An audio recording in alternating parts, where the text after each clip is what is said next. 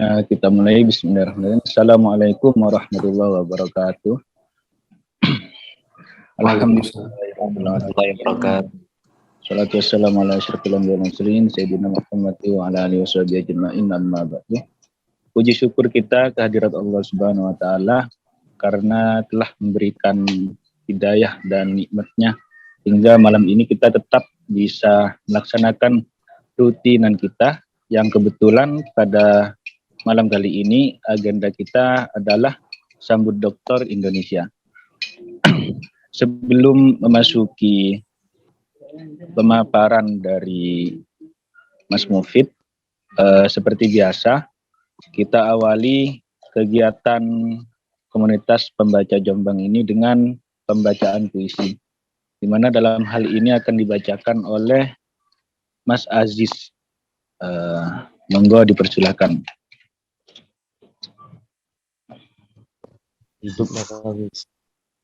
Baik, terima kasih kepada Mas Fikri atas waktu yang telah diberikan kepada saya untuk membacakan puisi. Sebelumnya perkenalkan, nama saya Muhammad Abdul Aziz dari Sumbermilo Jogoroto Jombang. Perlu diketahui juga bahwasanya saya bukan ahlinya puisi, saya juga bahkan saya tidak bisa menulis puisi. Jadi jika nanti ada kesalahan kata maupun kesalahan intonasi dalam saya membacakan puisi, mohon dimaklumi. Saya membacakan puisi yang berjudul Doa, karya Chairil Anwar. Doa. Kepada pemeluk teguh, Tuhanku, dalam termangu, aku masih menyebut namamu. Biar susah sungguh mengingat kau penuh seluruh. Cahayamu panas suci, tinggal kedip lilin di kelam sunyi. Tuhanku, aku hilang bentuk, remuk. Tuhanku, aku mengembara di negeri asing. Tuhanku, oh Tuhanku, di pintumu aku mengetuk, aku tidak bisa berpaling. Chairil Anwar. Terima kasih. Kira-kira seperti itu yang bisa saya bacakan puisi karya Chairil Anwar yang berjudul Doa. Kurang lebihnya saya mohon maaf. Wassalamualaikum warahmatullahi wabarakatuh. Waalaikumsalam warahmatullahi wabarakatuh. Terima kasih Mas Aziz pembacaan puisinya. Selanjutnya kita akan mendengarkan pemaparan tentang disertasi Mas Mufid mengenai sosial ekonomi dalam masyarakat dalam menghadapi pandemi COVID. Sebagaimana kita ketahui, semenjak COVID melanda dunia, kehidupan masyarakat seluruh dunia ini banyak mengalami perubahan. Entah itu dalam cara pandang hidup, gerakan hidupnya, dan segala budayanya, dan cara hidupnya sekalipun.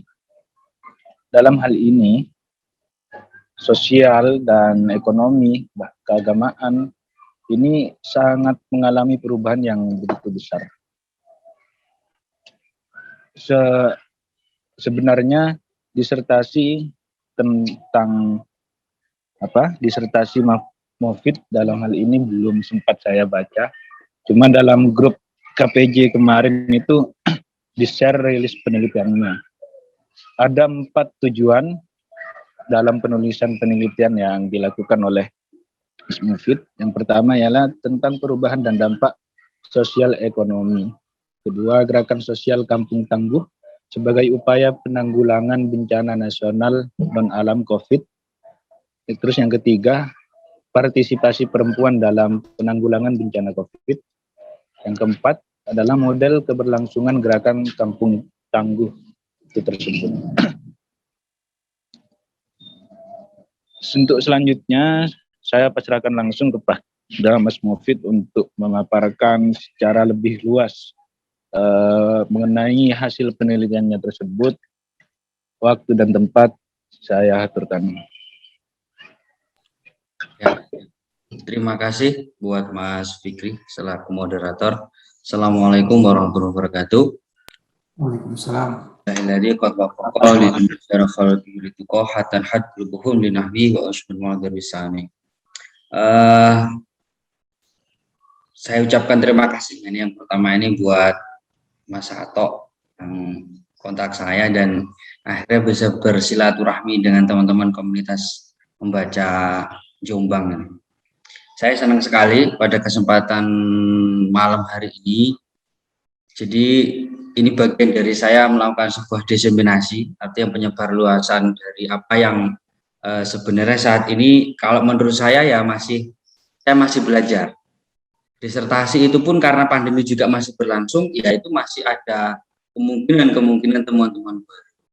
Jadi pun yang saya sampaikan itu saya berbicara, saya jujur tadi pagi itu juga saya ngisi di Unsud itu sama temanya kurang lebih juga terkait dengan SDGs, Sustainable Development Goals di era pandemi. Nah, saya ini izin share dari apa yang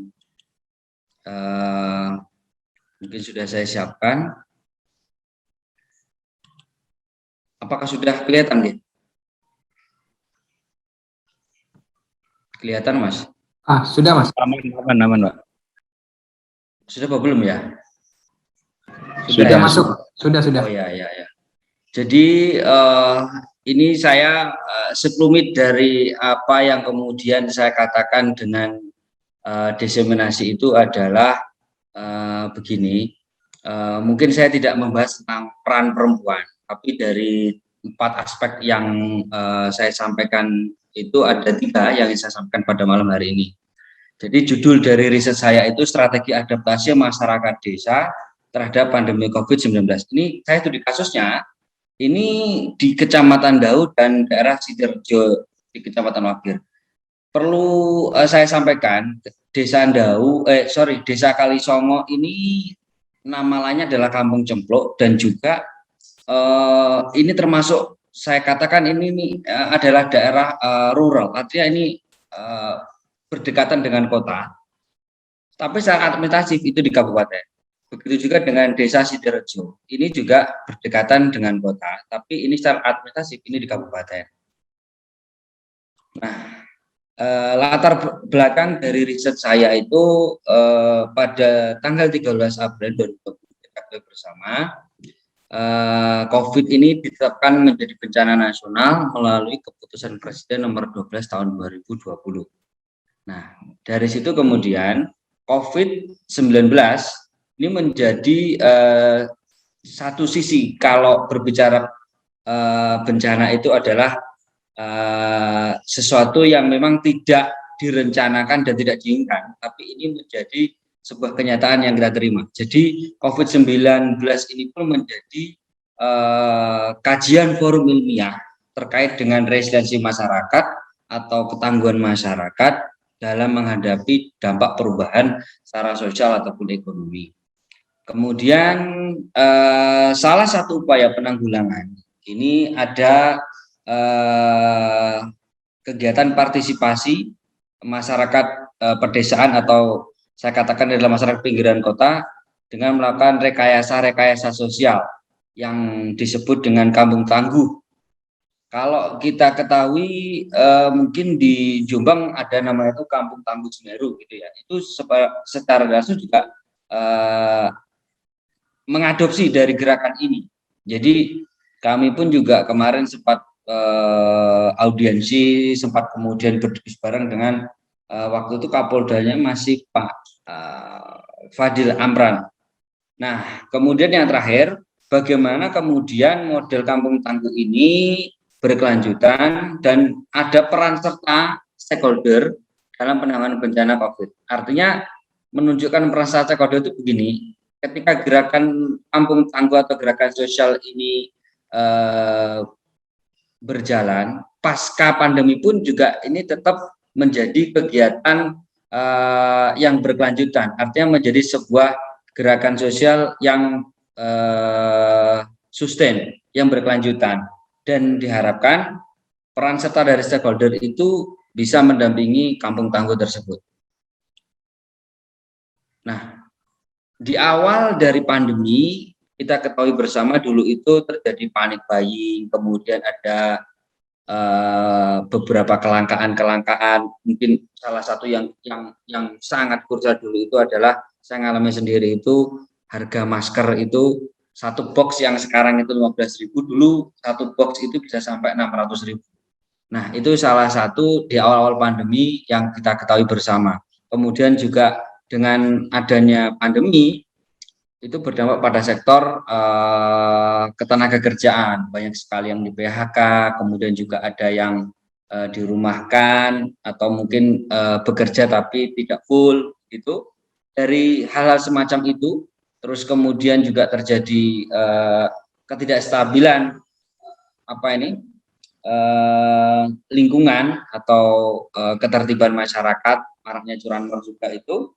Nah, kami melihat dari riset yang ingin kami lihat itu adalah satu, bagaimana ketangguhan atau resiliensi masyarakat itu terhadap bencana COVID yang ada di tempat yang saya jadikan penelitian, artinya di 2 desa tadi itu. Kemudian yang kedua, menggambarkan bagaimana kemampuan masyarakat dalam menghadapi bencana. Terus yang terakhir adalah menganalisis peran stakeholder, jadi terkait dengan tangguhan masyarakat. Ini adalah metode yang saya ambil. Jadi kalau di press release saya katakan itu adalah saya studi kasus dan juga penelitian saya termasuk penelitian kualitatif. Jadi lebih tepatnya ini saya ngambil salah satu daerah ini di Kampung Cemplok di Desa Kalisongo itu. Kami juga melakukan kegiatan-kegiatan yang sifatnya lebih pada deep interview. Ini kami juga ketemu dengan tokoh masyarakat, ketemu dengan penggerak kampung tangguh. Kami juga kemudian melakukan kegiatan partisipasi, artinya ada ketika pembuatan desinfektan ataupun memberikan istilah itu sosialisasi terkait dengan pentingnya menjaga lingkungan. Kami juga kemudian berkolaborasi dengan Satgas Covid Desa. Terus saya lanjutkan. Ini saya dikasih waktu sampai jam berapa, Mas? Ini enggak banyak kok. Mas Fikri? Saya lanjut ya. Oke, dilanjut dulu, Pak. Oke, nah ini keadaan umum lokasi penelitian. Jadi Kampung Cemplok atau salah satu dari lokasi yang saya ambil itu di Kalisongo itu ini secara geografis lah saya lewatin aja. Jadi sebenarnya Desa Kalisongo atau Kampung Cemplok ini adalah daerah di pinggiran kota. Jadi daerah yang sebenarnya mepet dengan Kota Malang. Tapi secara administratif itu di kabupaten atau ya kalau di kabupaten ya di pedesaan. Dari lokasi tersebut kemudian kita ketahui ini dari beberapa hasil dari tujuan permasalahan tadi itu kita melihat dampak perubahan secara ekonomi dan sosial. Kalau ekonomi yang jelas itu ada perubahan dari sisi pendapatan, dari sisi pekerjaan. Kalau secara sosial yang terlihat, ya, bisa saya lanjut ya? Itu adalah kegiatan aktivitas di sosial itu bagaimana masyarakat kemudian sadar akan pentingnya menggunakan masker. Ini saya ada beberapa informasi ya di sini ini, dan ada beberapa foto ini sebenarnya yang sama dengan peran secara stakeholder itu di sini. Saya lanjutkan, tujuan selanjutnya itu adalah peran stakeholder dalam rekayasa sosial Kampung Tangguh. Kampung Tangguh ini ada 7 ketangguhan yang kemudian bisa saya katakan dari 7 ketangguhan ini bisa ditambahkan, bisa juga kalau kemudian dirasa cukup ya 7 ini. Artinya begini, kalau kemudian misalkan begini mau ditambahkan dengan poin ke-8 tangguh secara hukum misalkan, karena mungkin ada kejadian-kejadian kriminal yang kemudian membutuhkan pendampingan itu sah saja boleh. Tapi dari gerakan ini, dari masyarakat yang kemudian menginisiasi bersama dengan para relawan, karena sebenarnya saya ini memotret sebenarnya. Jadi kegiatan Kampung Tangguh ini peran serta stakeholder yang ada di Malang, baik relawan, peran perguruan tinggi, TNI Polri, dan juga komunitas-komunitas yang ada di Malang. Ini 7 ketangguhan ini masing-masing mempunyai parameter tersendiri. Nah, pentingnya dari rekayasa sosial ini kita ketahui, mungkin saya besarkan ini ya. Nah, jadi begini, Kampung Tangguh ini kan isinya adalah sinergi elemen masyarakat. Nah, kenapa kemudian adanya Kampung Tangguh ini? Keterbatasan negara atau aparat dalam penanganan COVID. Kita ketahui bagaimana kemarin beritanya nakes yang kemudian begitu terbebani, terseok-seok, dan kemudian pandemi yang berkepanjangan berpotensi pada resesi atau kondisi chaos. Jadi kita ketahui kan ini pandemi kalau berkepanjangan terus kayak gitu, orang kemarin masih awal-awal pandemi oke lah, 2 bulan itu masih bisa berharap masih ada tabungan dan sebagainya. Tapi sudah 2 bulan ke atas, masyarakat tidak bekerja, masyarakat tidak boleh aktivitas di luar, itu yang kemudian mempunyai potensi ke arah krisis. Yang selanjutnya ada penanggulangan COVID-19. Ini adalah berbasis kebersamaan dan ketertiban. Artinya ini gotong royong, rekayasa sosial, dan yang terakhir adalah kurangnya perhatian dan pengawasan pada tingkat akar rumput masyarakat. Sehingga dari situ lahir Kampung Tangguh ini yang memang ini basisnya adalah di tingkatan komunitas. Setingkat apa? RW. Kenapa kemudian di tingkatan RW? Di masyarakat kalau masih di tingkatan RW ini setidaknya masih dalam konteks mengorganisir masih bisa relatif lebih gampang. SDM-nya juga tidak kemudian sulit-sulit banget. Artinya kalaupun misalkan ketua RW, biasanya kan yang jadi ketua RW entah pensiunan guru, entah dia pengusaha ataupun apa, setidaknya ada sisi leadership itu sudah dimiliki oleh seorang RW, ketua RW. Nah, dan jarak dari lingkup RW ini juga tidak harus berkilo-kilo ya. Jadi kemudian kalau 1 kilo, 2 kilo itu masih relatif terjangkau untuk kemudian melakukan aktivitas-aktivitas bersama. Nah, dari 7 ketangguhan tadi itu, kemudian ini saya kemudian mempunyai data pendukung berupa data secara kuantitatif. Jadi saya ada kemudian data pendukung ini, artinya salah satu dari kegiatan misalkan ketangguhan sumber daya manusia. Jadi SDM ini menjadi penting karena ketika berbicara SDM ini berarti berbicara tentang kesiapsiagaan dari komunitas tersebut, dari masyarakat tersebut. Misalkan kalau ada kader kesehatan, ada kader posyandu lah. Jadi ketika berbicara tentang upgrading keilmuan berkaitan dengan kesehatan misalkan, itu kita bisa memberdayakan dari kader-kader yang sudah ada. Atau mungkin berbicara tentang pelatihan pemulasaraan jenazah, kita bisa memberdayakan paguyuban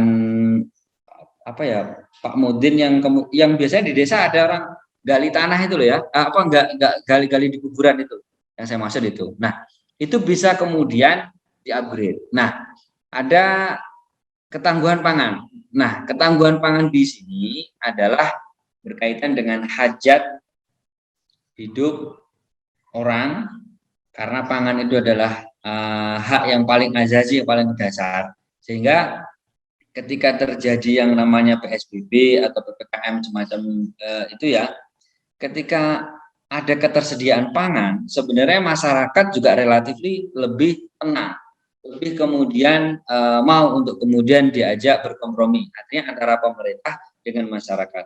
Bapak Ibu tolong jangan keluar, insya Allah nanti ada bantuan semacam itu. Tapi ingat bahwasanya sembako itu sebenarnya bukan tujuan, hanya alat bagaimana itu menjadi media untuk sosialisasi, terus kemudian alat untuk istilahnya itu ada ruang untuk kemudian antara kebutuhan masyarakat tentang pangan dengan anjuran pemerintah itu bisa bisa diterima. Nah, ketangguhan kesehatan ini gambar saya memperlihatkan adanya ini langsung saya gambar ya. Jadi saya menyampaikan di gambar ini aja deh. Ini bagaimana pelatihan pemulasaraan jenazah ini. Sebenarnya masyarakat ini juga dilatih untuk kemudian bagaimana ketika kemarin nakes kewalahan dalam hal penanganan jenazah COVID sampai kemudian ngantri untuk kemudian mau dibungkus ataupun mau dikebumikan kan kayak gitu. Nah, syukur alhamdulillah dari 2 desa ini sebenarnya berbicara tentang kesiapsiagaan, malah dari 2 desa ini mereka menjadi relawan di desa sekitar. Mereka sudah mengatakan ke saya ketika saya tanya sudah 90 orang yang dia kebumikan. Artinya itu pun juga didapat dari kegiatan kampung tangguh ini.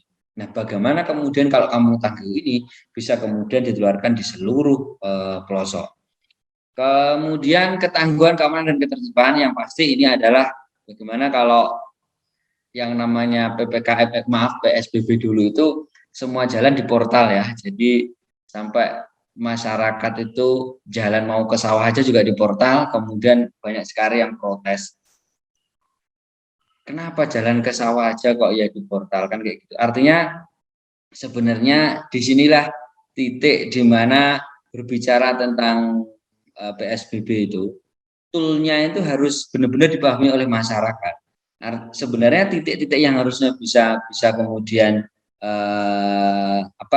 bisa dikompromikan. Artinya kalau jalan mau ke sawah itu sebenarnya orang mau nyari rumput aja kemudian kesulitan itu sebenarnya terlalu berlebihan. Nah, disitulah sebenarnya keamanan ketertiban ini selain adanya kegiatan ronda, kemudian ada pos-pos pengamanan atau penyekatan itu. Yang terpenting itu adalah bagaimana tools terkait dengan penyekatan itu bisa lebih melihat pada sisi fungsi penyekatan. Artinya kalaupun jalan besar itu baru kemudian bisa dilakukan. Tapi kalau kemudian di jalan yang mau ke lahan itu sebenarnya juga perlu dipertimbangkan. Nah, ketangguhan informasi ini bertujuan untuk bagaimana kemudian informasi yang simpang siur atau informasi yang hadir di tengah-tengah masyarakat itu mengandung sebuah pesan yang utuh, bukan kemudian berita-berita hoax ya. Terus kemudian kalau di masyarakat itu bisa menggunakan, artinya konteksnya adalah masyarakat di kampung ini bisa menggunakan media radio lokal, bisa juga menggunakan alat-alat komunikasi tradisional. Kalau dulu orang nyebutnya adalah kerongan seperti yang ada di gambar ini juga bisa menjadi sebuah cara untuk ini dilakukan menjadi sebuah alat komunikasi. Jadi ini punya fungsi semacam itu. Nah, ketangguhan psikologi ini kenapa kemudian juga ada? Kita ketahui bagaimana peran seorang ibu pun sekarang menjadi double atau ganda ya. Yang biasanya ibu itu hanya istilahnya itu masak, kemudian sekarang bertambah dengan harus menjadi seorang tutor, seorang mentor, seorang guru. Ketika anak-anak di sekolah harus menggunakan media daring itu. Nah, ini banyak sekali keluhan-keluhan di sini. Belum lagi kalau suaminya yang kemudian kena PHK karena pandemi atau mungkin pendapatan keluarga menurun. Ya, ini dibutuhkan semacam pojok konsultasi ataupun apa kayak gitu. Dan kenyataannya ini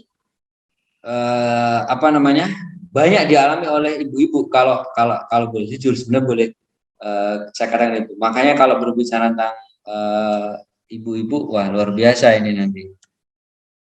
Terakhir, ini ketangguhan budaya. Dan ketangguhan budaya ini sebenarnya kita sebagai masyarakat timur atau kita kenal dengan orang yang punya adat ketimuran, budaya berbagi atau mengingatkan sesama atau saling tolong menolong atau toleransi itu sebenarnya ciri khas dari kita. Sehingga dalam konteks strategi adaptasi masyarakat itu di desa-desa itu masih istilah guyub rukun itu kita temukan. Apalagi di tengah pandemi ini sebenarnya yang kita utamakan ini ada 3 poin: gotong royong, tanggung jawab, dan solidaritas. Ini yang menjadi titik tekan. Terakhir ini mungkin dari tujuan penelitian itu adalah model ketangguhan sosial atau rekayasa sosial itu yang berkelanjutan berbasis peran serta stakeholder. Stakeholder di sini begini ya, bisa saya katakan itu adalah TNI Polri, pemerintah, ataupun juga NGO atau karyawan, siapapun itu yang mempunyai istilahnya adalah peran serta. Ini ada bagaimana kemudian saya mengatakan kampung tangguh ini adalah muara dari inti gerakan yang mana di dalamnya ada ketangguhan, ada 7 yang sudah saya sampaikan. Di dalam ketangguhan itu perlu yang namanya sebuah maintenance atau sebuah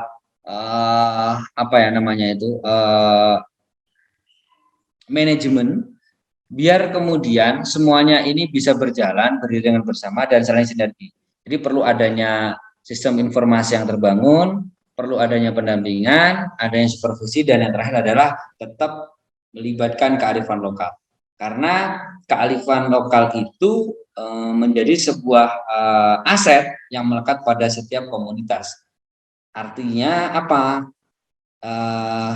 Itu menjadi backbone atau saya katakan menjadi tulang punggung untuk kemudian bisa mengkomunikasikan potensi-potensi yang ada.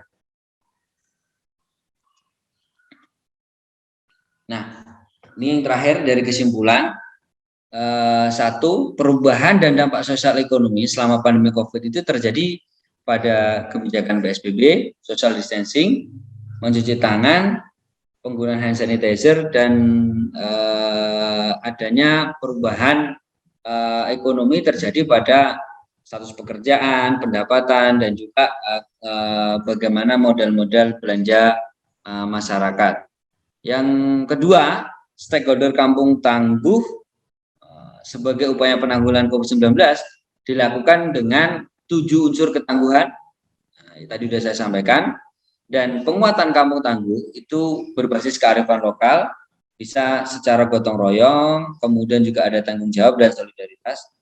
Yang terakhir, model rekayasa sosial berbasis kearifan lokal, memerlukan sinergi, kolaborasi dengan 3 aktivitas utama, yaitu pendampingan, supervisi, dan membangun sebuah sistem informasi serta wadah lembaga komunikasi. Mungkin itu yang saya bisa sampaikan untuk pengantar. Kalau mungkin ada diskusi ataupun apa gitu, Mas, saya persilahkan, monggo. Jadi ini sebenarnya saya sudah mengambil singkat dan padat gitu. Terima kasih. Ya, terima kasih untuk Pak Mufid materinya tentang disertasi yang telah selesai beliau tulis. Ada sedikit kesimpulan terkait penyampaian materi tadi, bahwa perubahan paling mendasar yang terjadi di dalam kehidupan masyarakat itu setelah adanya pandemi, yakni tentang penggunaan hand sanitizer dan penggunaan masker dalam kehidupan sehari-hari. Yang kedua, dalam membangun ketangguhan, yakni kampung tangguh tersebut, para stakeholder ini mengacu pada 7 ketangguhan, diantaranya tangguh SDM, tangguh pangan, tangguh keamanan dan ketertiban, tangguh informasi, tangguh kesehatan, tangguh psikologi, dan budaya. Kampung Tangguh ini merupakan sebuah sinergi elemen masyarakat, di mana semua masyarakat ini menyatu, bekerja sama, membangun ketangguhan yang telah 7 ketangguhan yang telah disampaikan tadi. Menarik tadi sempat disinggung bahwa sembako yang dibagikan oleh pemerintah ini sebenarnya bukan sebagai tujuan awal untuk menyebarkan sembako lah, bansos dan semacamnya. Sempat terjadi di daerah saya itu dalam merealisasikan vaksinasi ke masyarakat, pemerintah membagi-bagikan sembako sebagai agar masyarakat itu mau vaksinasi. Begitu. Harapan dari ditulisnya disertasi tersebut supaya ketangguhan yang telah terbangun dari adanya pandemi COVID ini menjadi ketangguhan yang berkelanjutan. Jadi tidak hanya di masa pandemi ini ketangguhan-ketangguhan itu terbangun, setelah pandemi kemudian menjadi hilang gitu. Untuk selanjutnya kita masuk pada sesi diskusi. Kita santai saja. Barangkali dari para audien ada yang pertanyaan, sanggahan atau tambahan, bahkan silahkan Saya Fikri. Oke, monggo Pak Syarif. Iya, tadi ada berkaitan dengan ketangguhan informasi ya. Dari Pak Mufid tadi menjelaskan ketangguhan informasi. Nah, sekarang kan sulit sekali bagaimana informasi itu dari satu arah. Karena setiap orang memegang HP. Informasi itu menyebar dan mereka ke grup-grup WA. Apalagi yang menyebarkan itu adalah mohon maaf, generasi yang kelahiran 60-an, 70-an, generasi 50, 60, 70 itu sangat sulit sekali karena mereka agak gaptek, dan ketika keyakinan itu sudah disebarkan, itu sudah sulit. Sehingga bagaimana cara ini? Karena yang kebanyakan menyebarkan hoax itu sebenarnya bukan generasi muda, menurut saya. Lebih banyak ke bapak-bapak itu. Dan keras kepala lagi. Kita anak muda tuh sulit sekali untuk, ya pernah ya, karena saya jurnalis di lapangan itu kesulitan kadang-kadang bapaknya ngotot gini itu. Nah, ini saya bilangin ini nggak percaya, karena mereka punya persepsi sendiri dan suruh baca nggak mau. Nah, ini kan sulit, literasinya kurang, ngeyelnya luar biasa. Terima kasih Pak Mufid. Terima kasih Mas Syarif. Ya, gimana Mas Fikri? Saya jawab atau? Oke, monggo langsung dijawab saja. Ya. Ya, Ya itu. Jadi gini, menyambung juga dari yang disampaikan Mas Fikri terkait dengan sembako dan juga Mas Syarif pertanyaan terkait dengan ketahanan informasi. Harapannya dengan apa tadi itu, sembako itu sebagai tool ya, sebagai alat ketika kemudian antara pemangku kebijakan dengan masyarakat itu menyampaikan pesan-pesan tentang pentingnya dan kehati-hatian terhadap virus ini. Nah, jadi kalau sembako ini jadi tool, itu salah satu media untuk kemudian kita bisa melakukan sebuah proses sosialisasi atau mungkin edukasi, kan begitu. Satu. Kedua, jadi menyambung pertanyaan Mas Syarif itu, kalau di dalam konteks Kampung Tangguh ini kan basisnya adalah RW. Jadi memanfaatkan yang sudah ada, semacam pengeras suara di masjid atau mungkin juga radio-radio komunitas itu tadi, itu menjadi sumber utama. Jadi tidak kemudian bergantung dengan media yang ada di sosmed, tapi kesepakatan bersama dan juga menjadi titik tekan dari pengurus Kampung Tangguh, bahwasanya yang namanya pesan hanya satu pintu lewat ini, misalkan begitu, lewat siaran dari masjid ini misalnya gitu. Nah, itu kalau masih lingkupnya satu RW itu, saya yakin itu masih bisa sangat bisa dijangkau begitu. Nah, maka dari itu kalau sudah berbicara tentang bagaimana itu pesan yang sudah berseliweran di WhatsApp dan sebagainya, itu yang kemudian saya katakan itu tidak kemudian menjadi sumber utama, tapi yang menjadi sumber utama ketangguhan dalam informasi ini adalah sistem informasi yang secara lokal itu dibentuk. Kalaupun mau dibentuk semacam grup WA yang ada di grup, itu dimodel dengan sistem apa namanya itu, hanya admin yang bisa ngepost, yang lainnya hanya intersi. Nah, ini salah satu apa namanya itu meminimalisir kegaduhan yang ada di luar. Dan mohon maaf, sebenarnya yang terjadi itu, dan di terakhir tentang sustainability itu saya memberikan poin untuk maintenance itu, bahwasanya ketangguhan informasi atau membentuk sistem informasi itu sangat penting. Artinya ketangguhan dari desa itu kan bisa dilihat. Ini sekarang prosesnya kendor ataukah secara ketangguhan ini tetap stabil ataukah meningkat, kan begitu dari ketangguhan itu. Nah, itu bisa ditampilkan dalam bentuk sistem informasi yang bisa dilihat oleh publik, misalkan begitu. Nah, maka dari itu karena ini kaitannya dengan masyarakat dan komunitas, yang lebih gampang dan bisa dilaksanakan adalah menggunakan siaran-siaran tadi itu, baik siaran radio lokal atau mungkin apa orang dulu punya apa berikan ya. Yang kedua bisa menggunakan siaran dari pengeras-pengeras suara yang ada di masjid. Mungkin begitu, Mas.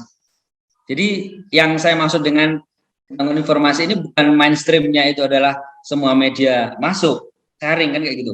Orang panik loh itu melihat berita yang ada apa rilisnya yang ada di TV, kematian sekian, sembuh sekian. Orang itu sebenarnya itu apa sih? Itu enggak itu. Orang-orang itu saya yakin di desa, saya sendiri pun lihat, daripada ngelihat yang kayak gitu itu orang jadi, mohon maaf, saya ini penyintas juga ceritanya, saya ini penyintas. Jadi melihat angka kematian, angka kesembuhan kayak gitu, orang sudah apa sih? Itu pun juga orang yang paham, yang nggak paham itu pun juga akan kemudian, sebenarnya orang yang kemudian worry-nya luar biasa itu kan orang-orang yang sebenarnya sudah bisa baca, artinya baca yang sembuh sekian, yang masuk rumah sakit sekian, bed yang terjadi, itu sebenarnya orang-orang yang sudah baca itu yang worry.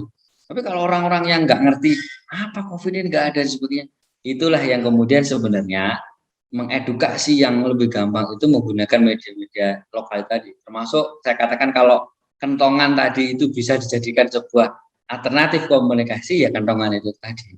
Kalau siaga satu gimana? Kalau kemudian informasinya waktunya ngambil sembako di apa namanya di kantor atau di posko kampung tangguh itu berapa ketukan kan semacam itu. Mungkin begitu, Mas. Ya, terima kasih atas jawabannya. Kesimpulannya bahwa ketangguhan informasi ini dibangun dari hal-hal yang sangat sederhana, alat komunikasi atau penyebaran informasi yang sederhana.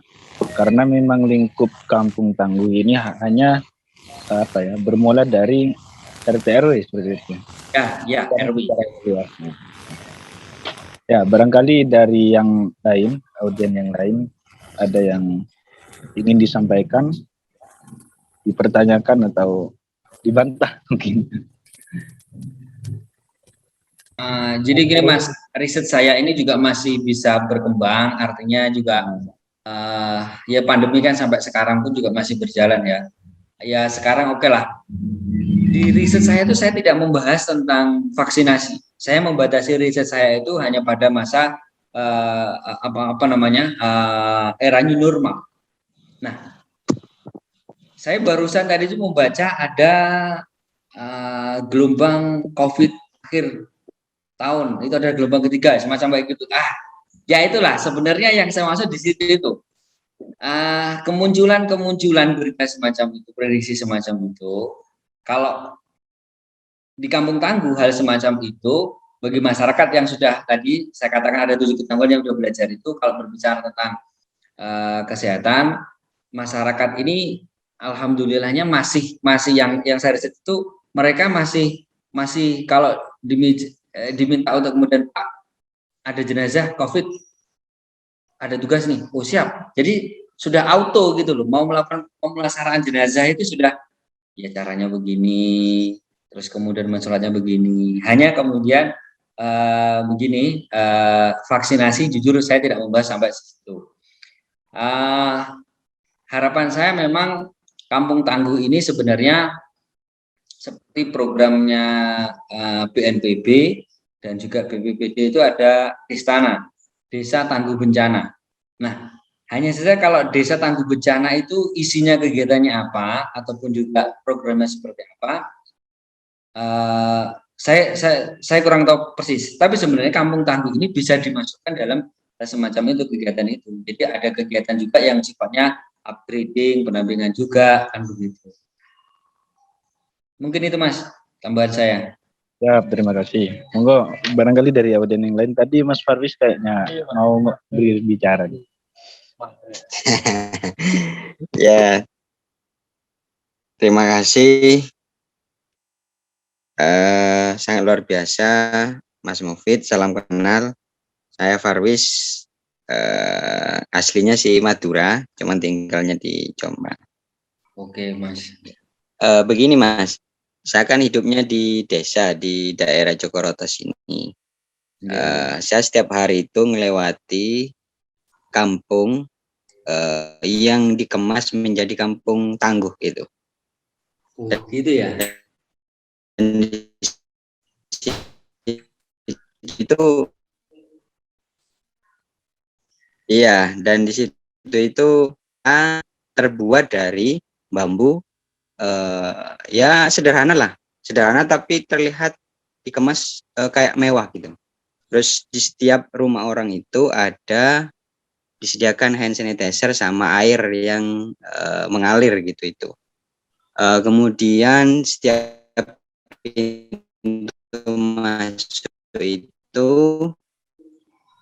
terus dikasih palang pintu, benar tadi palang pintu kayak gitu itu. Artinya itu pasti ada anggaran yang pemerintah sampai sejauh seberapa berkontribusi model-model yang seperti itu tadi terhadap dampak kewaspadaan masyarakat. Katakanlah karena sudah dibuatkan gapura, terus dibuatkan palang pintu, kemudian setiap rumah ada hand sanitizer dan air yang mengalir. Apakah itu sangat benar-benar berdampak terhadap kehati-hatian masyarakat untuk bagaimana mengaplikasikan apa yang dianjurkan oleh pemerintah, seperti jaga jarak, kemudian sering cuci tangan. Jaga jarak ini kan berarti dikasih palang pintu, kan berarti setiap orang tidak boleh masuk di situ, harus sebagainya. Dikasih hand sanitizer, air dan sebagainya, kita harus selalu cuci tangan sebagainya. Terus nah anggaran-anggaran itu apakah nggak semestinya dibuat hal lain yang kemudian benar-benar berkontribusi terhadap dampak ekonomi masyarakat, seperti halnya ya penambahan sembako itu tadi, atau masyarakat yang kena dampak PHK dan sebagainya. Karena pada hakikatnya setelah selesai, katakan itu kan paling enggak hanya 1 bulan 2 bulan yang saya tahu itu, habis itu roboh semua itu. Terus kayak tempat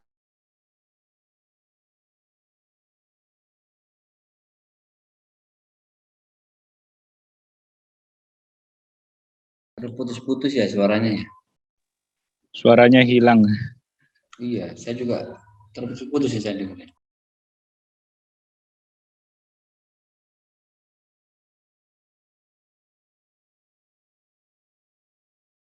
Halo Mas Farwis.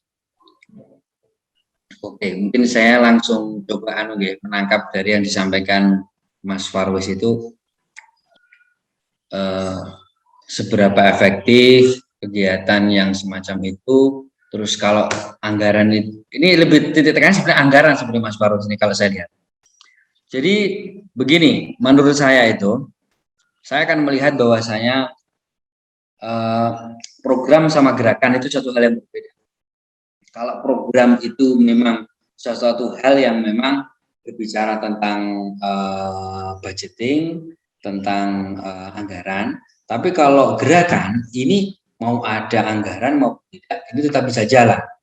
Nah, Kampung Tangguh sendiri ini sebenarnya lebih berbicara tentang gerakan sosial, rekayasa sosial yang kemudian lahir dan juga dilaksanakan itu di tingkatan komunitas RW. Jadi pure pengelolaannya itu sebenarnya di tingkatan RW. Perkara kemudian ada bantuan dari luar ataupun apa, itu malah itu bagus, memang sah-sah saja. Akan tetapi kalau ini sudah menjadi sebuah program, seperti sebenarnya yang saya tahu itu kalau Kampung Tangguh Semeru itu sebenarnya programnya Polda ya. Sehingga kalau di semua desa-desa itu kan ada apa di kantor desa itu ada tulisan Kampung Tangguh Semeru, Kampung Tangguh Semeru. Nah, kalau Kampung Tangguh yang menjadi saya melakukan riset ini sebenarnya pada sisi gerakan. Nah, ketika gerakan ini kemudian masyarakat sudah sadar akan pentingnya menjaga lingkungan, akan adanya bencana, masyarakat itu kemudian lebih pada sisi kesiapsiagaan itu lebih pada sisi harmonization with hazard.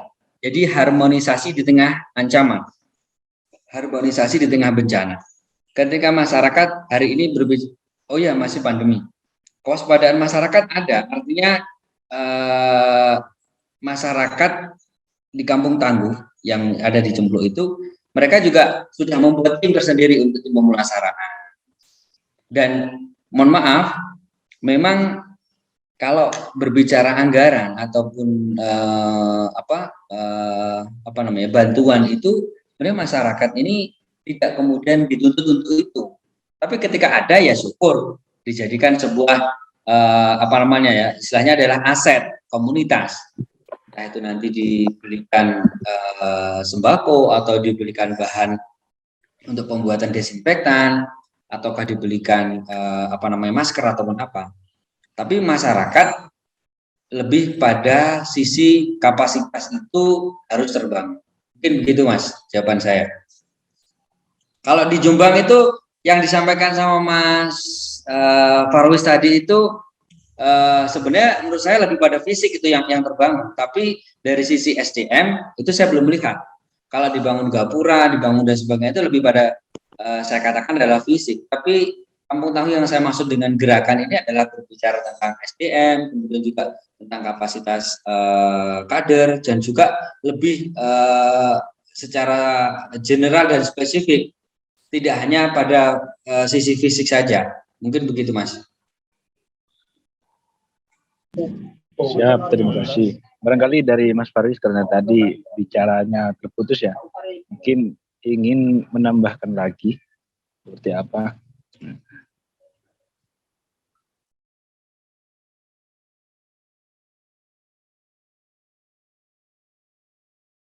Apa sudah cukup, Mas Farwis? Ya, terima kasih atas penjelasan Mas Mufid tadi. Iya. Kalau yang saya lihat, artinya antara Kampung Tangguh yang dibangun,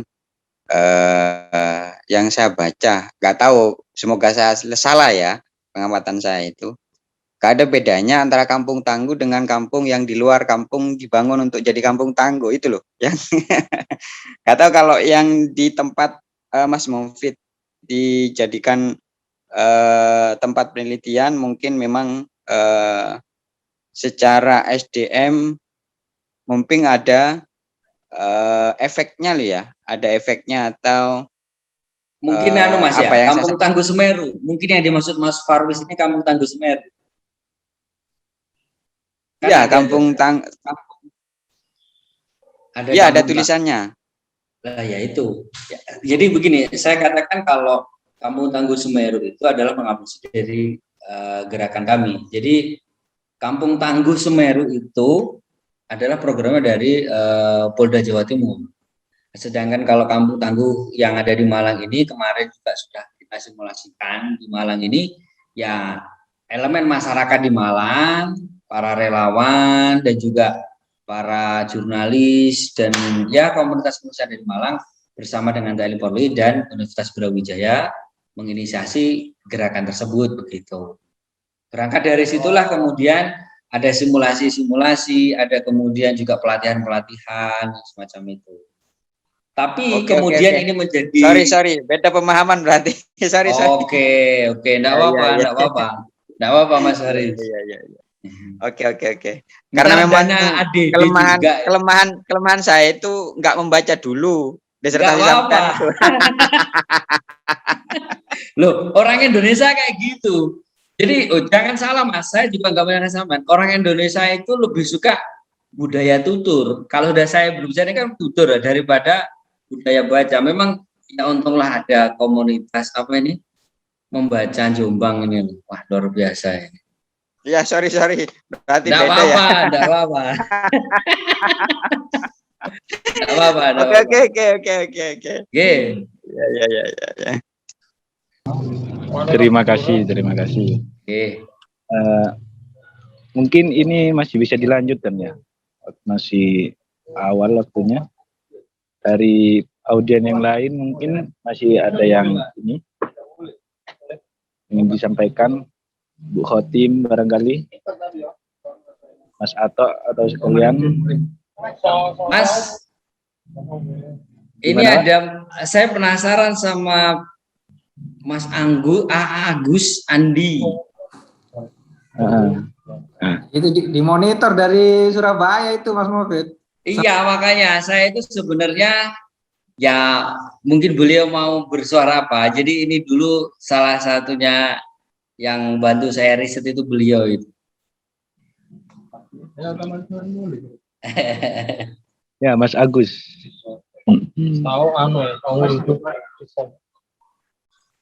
Saya lanjut ya Mas ya.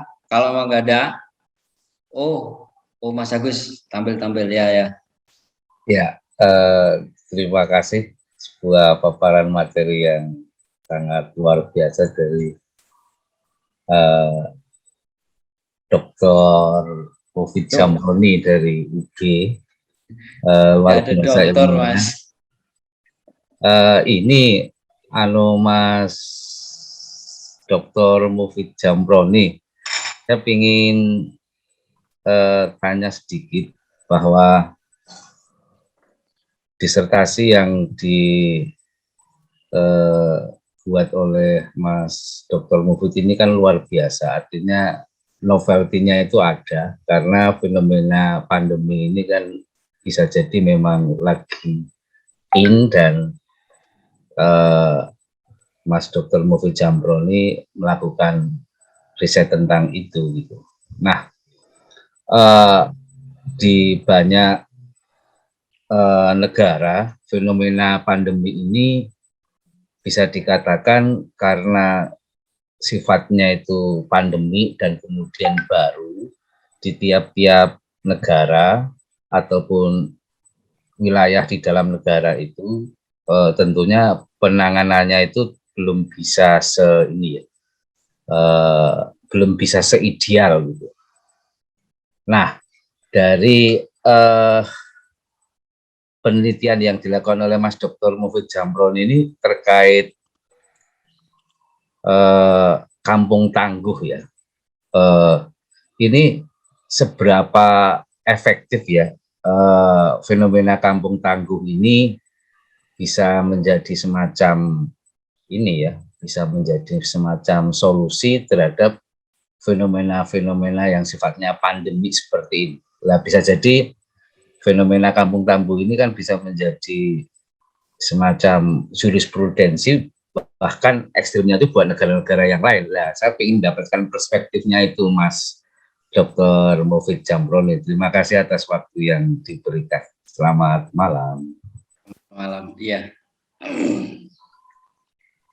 Monggo langsung dijawab. Ya, terima kasih Mas Agus. Jadi begini, kalau berbicara pandemi itu juga nanti berbicara tentang epidemi dan endemi. Jadi kan kalau pandemi ini cakupan antara sebuah wabah yang sudah mengglobal di tingkatan apa ini ya, dunia ya, sudah antar benua. Kalau epidemi ya masih pada satu kawasan yang mungkin kalau berbicara Jakarta ya akan begitu. Kalau berbicara Cina ya masih di dalam salah satu provinsi di Cina. Kalau sudah menjadi endemi, itu menjadi sebuah kawasan misalkan satu negara. Nah, wabah pandemi COVID ini memang sudah lintas benua dan juga sudah ini secara global. Seberapa efektifkah sebenarnya kampung tangguh? Karena sebenarnya kampung tangguh ini sebenarnya kalau saya bilang ini menjadi sebuah kekayaan tersendiri sebenarnya di Indonesia. Kita punya sisi masyarakat yang masih majemuk, yang masih mau bergotong royong, masih mau bersinergi, tidak individualis, tidak kemudian juga apa istilahnya itu orang bilang mementingkan diri sendiri seperti di Barat. Jadi sebenarnya modal kita ini ada. Kalaupun kemudian ini mau diciptakan atau mungkin mau diadopsi di negara lain, sebenarnya ini bisa-bisa saja. Nah, tingkat efektif seberapa kampung tangguh ini kalau di Indonesia sendiri? Sebenarnya gerakan ini menurut saya adalah gerakan awal yang kemudian menciptakan inisiasi gerakan-gerakan PPKM mikro lah, kemudian juga kegiatan apa PSBB, PPKM, terus apa lagi ya itu ya? Menurut saya kok ada deh itu kan sebenarnya juga nggak jauh-jauh dari kegiatan yang sifatnya pembatasan. Nah, ketika daerah atau kawasan itu dilakukan pembatasan, tapi masyarakat tidak diberikan alternatif untuk kemudian bagaimana bisa survei, bagaimana juga bisa melakukan aktivitas walaupun dalam koridor masih terkendali, itu sebenarnya menjadi suatu hal yang tidak bijak oleh pemerintah. Maka dari itu, menurut saya gerakan kampung tangguh ini adalah gerakan yang sangat aplikatif dan juga sangat relevan dengan kondisi real masyarakat Indonesia yang masih ada, saya katakan tadi, kemajemukan, gotong royong, toleransi dan kebersamaan itu. Jadi menurut saya kampung tangguh ini pun juga masih relevan lah kalau kemudian saya katakan begini, ini tidak hanya untuk kondisi pandemi ya, jadi kondisi bencana non alam, tapi bisa digunakan untuk kebencanaan yang lain, dalam arti ketika terjadi bencana, misalkan erupsi gunung atau mungkin banjir, ini juga bisa digunakan. Jadi ini sangat aplikatif lah menurut saya itu. Karena disiplin ilmu tentang kebencanaan sendiri pun juga lintas disiplin ilmu. Jadi kampung tangguh ini sebenarnya juga lintas disiplin ilmu, berbicara tentang ketangguhan SDM. Mungkin saya pikir ya juga berbicara tentang manajemen sumber daya manusia, berbicara tentang ketangguhan kesehatan, juga berbicara tentang ilmu kesehatan, berbicara tentang ketangguhan informasi, juga berbicara tentang IT, berbicara tentang ilmu komunikasi, dan juga yang lain-lain yang mungkin bisa diupdate. Mungkin begitu, Mas Fikri. Terima kasih. Untuk selanjutnya mungkin dari yang lainnya. Monggo aja ya, sambil nunggu ya Mas, yang lain saya menambahkan. Kalau cuman begini, saya itu melihat sebenarnya Indonesia itu kemarin sempat menjadi leader ya, sempat menjadi the first position. Jadi angka angka positif kita itu juga paling tinggi kemarin, sempat lah daripada India itu. Itu yang disayangkan. Ya, yang menjadi guyonan itu sekarang pun juga berbicara tentang vaksinasi, juga kita yang apa namanya, yang terbaik lah, istilahnya kan begitu. Di tingkatan dunia kita juga disampaikan kita menjadi negara yang angka vaksinasinya lebih tinggi. Maka dari itu sebenarnya menurut saya ini bisa menjadi temuan-temuan baru atau menjadi khazanah keilmuan. Jadi menurut saya sendiri itu ketika berbicara tentang kampung tangguh, strategi adaptasi masyarakat desa itu masih ada keberlanjutan, karena vaksinasi sendiri pun yang dulunya di awal-awal itu pro kontra, yang di awal-awal itu orang mengatakan vaksin ini menimbulkan efek semacam ini. Cuman kenyataannya sekarang masyarakat juga sudah tidak ada lagi isu-isu yang semacam itu. Dan juga masyarakat berbondong-bondong sekarang ingin mendapatkan vaksinasi. Malah tadi di tempatnya Mas Fikri atau Mas siapa tadi itu, dengan sembako masyarakat mau berbondong-bondong ikut vaksinasi. Ya itu sebenarnya betul cara, kan begitu. Karena ya kalau masyarakat itu sebenarnya nggak mau divaksin itu bukan juga karena berita yang kemudian dianggap vaksin itu katanya efeknya begini-begini, enggak. Sebenarnya masyarakat tuh kalau yang saya lihat itu enggak mau itu ya karena takut jarum suntik salah satunya. Dan bukan yang itu tadi yang menimbulkan kematian, enggak. Itu menurut saya enggak ya. Kalau itu enggak. Ini yang saya lihat, yang saya tanyakan enggak. Lebih pada sisi masyarakat yang tidak berani dengan jarum suntik. Begitu. Ya, betul sekali ya. Bahkan yang takut jarum suntik itu bikin propaganda. Oh, gitu ya.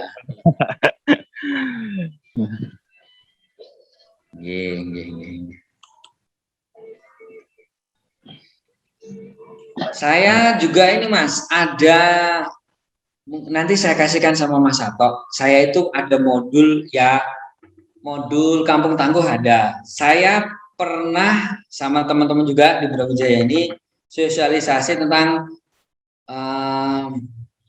tata laksana pondok pesantren tangguh. Jadi dulu pondok pesantren itu kan juga terdampak itu, artinya ya bagaimanapun santri itu kan yang membayangkan satu kamar itu diisi oleh bisa 30 orang. Ngomong social distancing bagaimana kayak gini? Ini kenyataannya kemarin kami mencoba membuat semacam modul, kami juga sempat diminta menyampaikan materi itu di Probolinggo, di di Nurul Jadid dan di pondok apa itu ya? Pesantren Genggong. Iya itu Genggong itu ya itu. Nah, kami menguji coba kan sebelumnya itu di Pondok Anur. Nah, nanti saya kasihkan ke Mas Hato. Sebenarnya sekarang itu saya pikir sebenarnya sudah pondok sudah masuk, tapi awal-awal pandemi dulu masih akhir 2020 itu ya, mulai dari Juni, Juli, Agustus itu ke belakang itu kami sudah membuat itu. Karena bagaimanapun ada aspek yang menurut saya sangat terdampak di awal-awal dulu pandemi. Satu, berbicara tentang sistem sosial masyarakat kita yang biasanya masyarakat itu bisa sholat berjamaah, larangan ke masjid. Itu juga sudah menjadi problem keumatan itu. Saya itu mencatat sebentar, ada beberapa problem keumatan yang dalam catatan saya. Pertama, kesehatan, saya ada lima.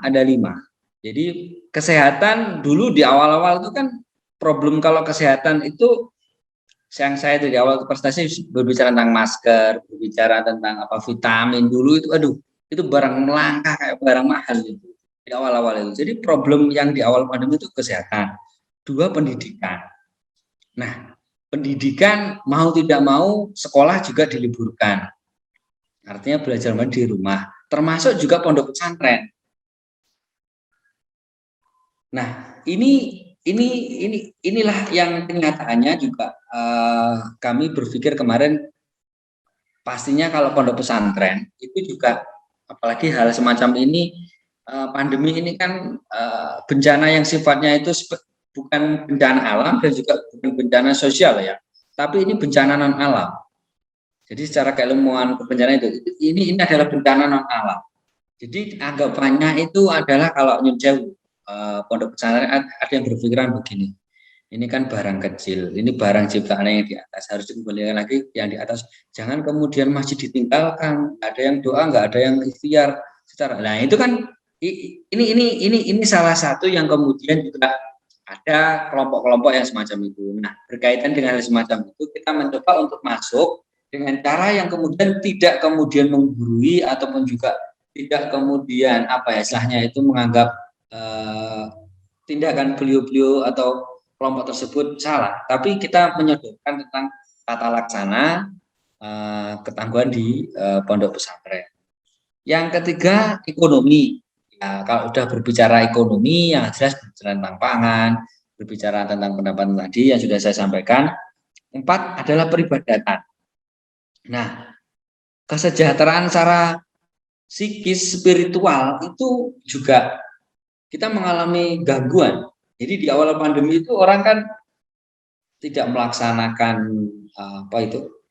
sholat tarawih, tidak melaksanakan sholat ibadah. Itu secara psikis dulu masyarakat mengalami suatu hal yang sebenarnya kok begini ya. Ada yang kemudian apa istilahnya itu delik-delik sembunyi-sembunyi melakukan kegiatan tersendiri. Tapi kenyataannya adalah peribadatan itu yang terdampak, hingga guyonannya itu tadi loh, masjid itu biasanya dikunjungi, sekarang tidak boleh dikunjungi.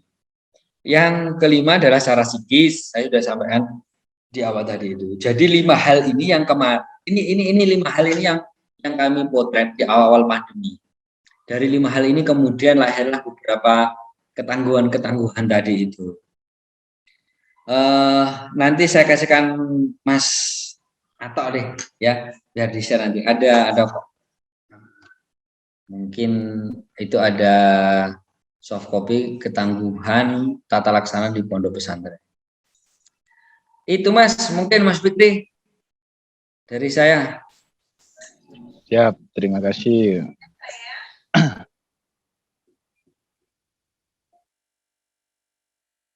Barangkali masih ada yang ini mau disampaikan dari yang lain.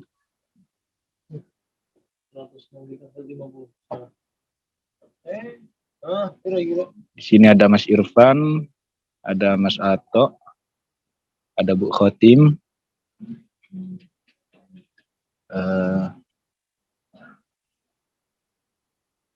ahli filsafat, ahli sejarah. yang mana Pak? Mas Irfan sebagai penyintas harus bicara.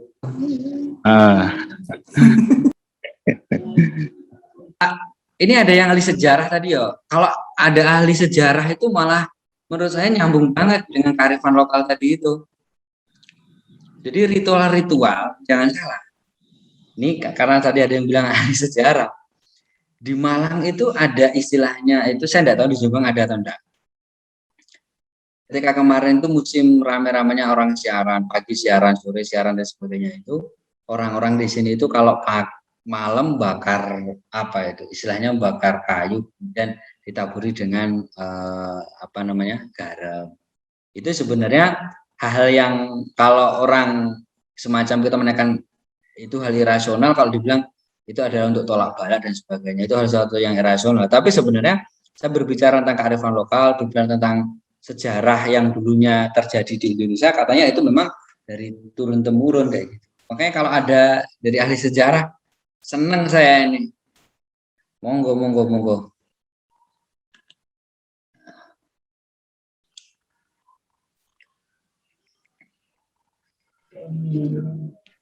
Monggo Mas Irfan.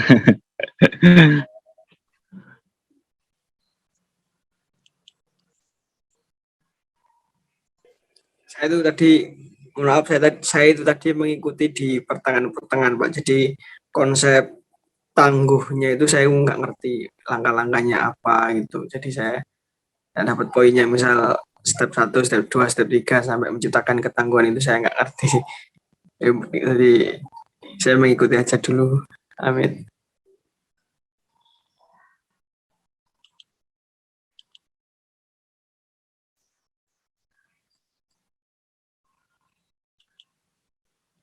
Ya, tangguh budaya itu kan juga berbicara, Mas Irfan, apa itu berbicara tentang sejarah juga. Sebenarnya juga di sana lebih banyak eksplorasi-eksplorasi yang kaitannya tentang membangun kawasan atau komunitasnya, bagaimana mereka menghadirkan misalkan pertunjukan-pertunjukan, biar kemudian juga warga yang dalam satu RW itu mengalami kejenuhan, misalkan kayak gitu.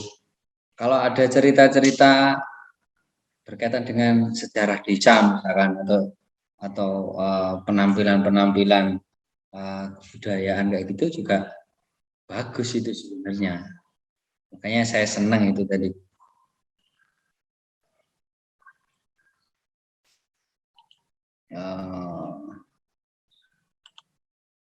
Apa namanya?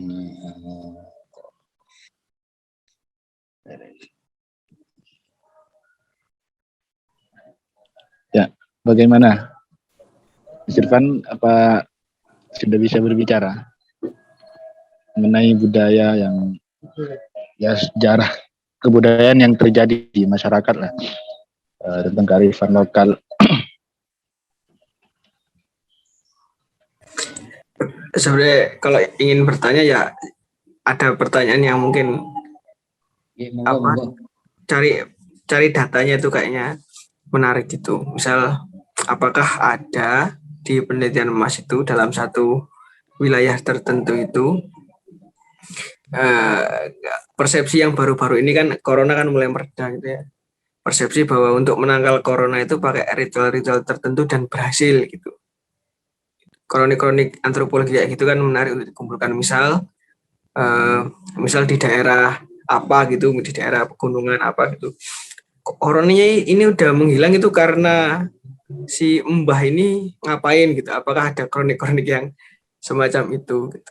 Kalau dulu kan Pagebluk itu dibuatkan desa budukan di hampir di seluruh wilayah Jawa Tengah, Jawa Timur itu ada desa budukan. Kalau di Sumber itu mungkin desa Buduk itu ada kaitannya sama endemi ya di tingkat lokal itu. Nah, itu kan di luar desa, di dalam desa diadakan ritual, ketika penyakitnya hilang dianggap karena ritualnya sehingga penyakitnya hilang gitu. Nah, itu jadi bukan karena budaya diklaim menyenangkan masyarakat akhirnya mengusir, tapi memang sejatinya kepercayaan masyarakat itu yang mengusir ini memang kayaknya ritualnya, bukan karena angka dari traffic yang menurun. Ada nggak kronik-kronik yang seperti itu? Nyiroro Kidul teko opo akhirnya Bandung teko, itu kronik-kronik yang semacam itu. Mungkin ada informasi.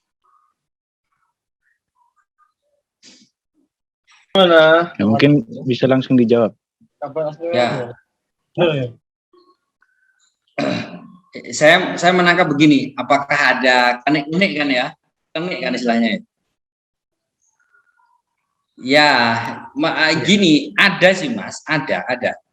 Jadi yang saya katakan tadi itu kan masyarakat melakukan ritual tiap malam, misalkan jam segini itu masyarakat itu bakar kayu atau mungkin apalah istilahnya itu, yang jelas itu adalah melakukan ritual bakar-bakar itu ya, bakar kayu yang jelas itu, kemudian juga mentaburkan garam ya, sambil baca doa sebisa-bisanya.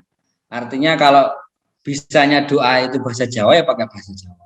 Dan kepercayaan itu yang dianut masyarakat yang ada di sini. Istilahnya orang bilang di sini adalah kolak balak lampor. Lampor itu kalau orang dulu katanya punya adalah keranda mayat yang terbang itu. Katanya begitu loh ya. Namanya ini juga kita menemukan baru di era ini. Ingat, kalau menurut guru saya itu bencana banjir itu sudah ada di era Kendedes, tapi kalau bencana pandemi ini baru ada di eranya Pak Jokowi.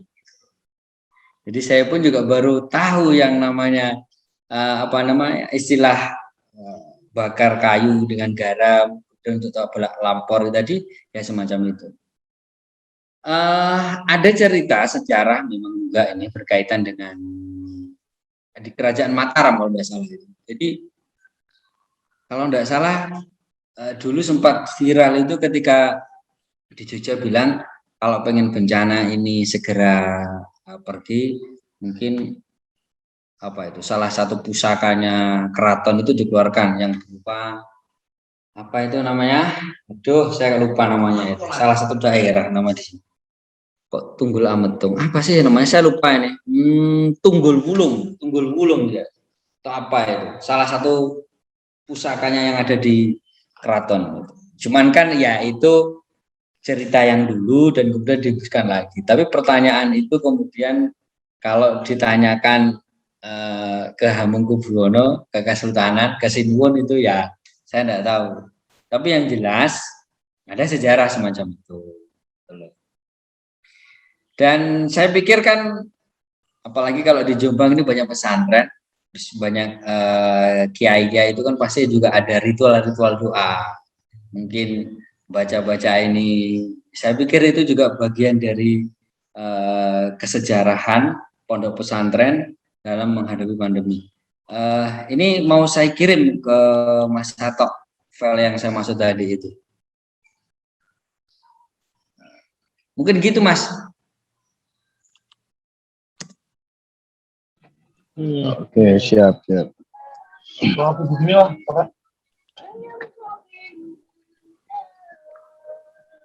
Ini Bu Khotim dari tadi nggak ada suaranya.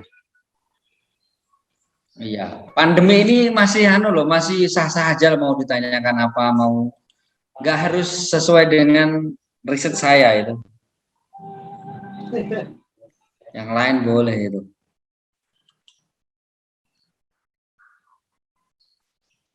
Kalau saya dapat informasi begini Mas dari teman-teman farmasi, Mas membuat vaksin itu butuh waktu yang berpuluh-puluh tahun. Ini vaksin kok bisa ya 2 tahun jadi? Nah ini pertanyaan itu menjadi pertanyaan besar itu antara memang ini vaksin ini sekarang bisa juga depan ataukah juga memang hal semacam ini juga sesuatu hal yang kemudian sudah dibuat gitu. Tapi itu adalah diskusi saya dengan teman-teman yang di farmasi yang kemudian juga ini Ibu Khotim mau nanya ini. Monggo Mas, saya persilakan Mas. Monggo.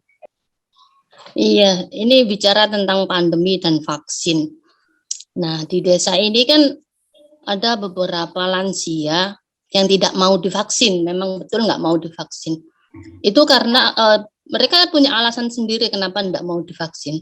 Ada beberapa contoh setelah divaksin itu seminggu kemudian meninggal. Itu bukan hanya satu, ada beberapa kasus seperti itu yang menyebabkan para lansia ini takut gitu loh.